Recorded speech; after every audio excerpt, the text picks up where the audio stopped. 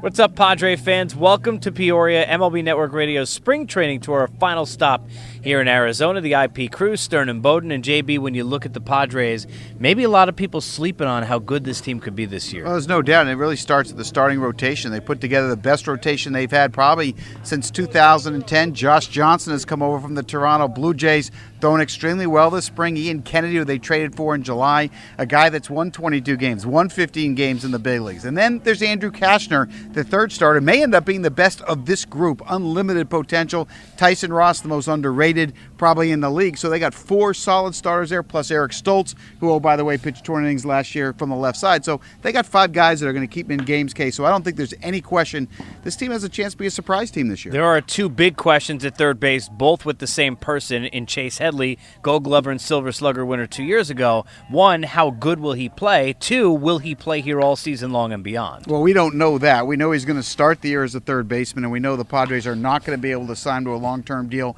before opening day. Chase Headley telling us if that's the case, which it is, he is not going to sign during the season, so he'll be a free agent at the end of the year. He's open to staying in San Diego. He'd prefer to stay in San Diego, but only time will tell. So, look, if this team gets to July and they're in the race, they probably don't trade Chase Headley. But if they get to July and they're not in a race, then don't be surprised if he becomes a Yankee. This group big-time bullish on the bullpen as well. They should be probably their best group overall since that great year in 2010 where they almost won the National League West. Key acquisitions in Torres and Benoit to set up Houston Street. Yeah, and Benoit goes back to the eighth inning. I've always thought he's one of the better eighth-inning pitchers in baseball. He had to close for Detroit because of their need, but now he's back in the role that he exceeds. And the other guy that people don't talk about is the left-hander they picked up from the Tampa Bay Rays, and Alex Torres. This is a guy that had an ERA of about 1.3 for most of the year until the very end of the year. So to have Torres and Benoit setting up at the end of the ball game, Houston Street, they're pretty solid in the 7th, 8th, and 9th innings. I feel like sentimental music should hit underneath us. It's the end of the tour,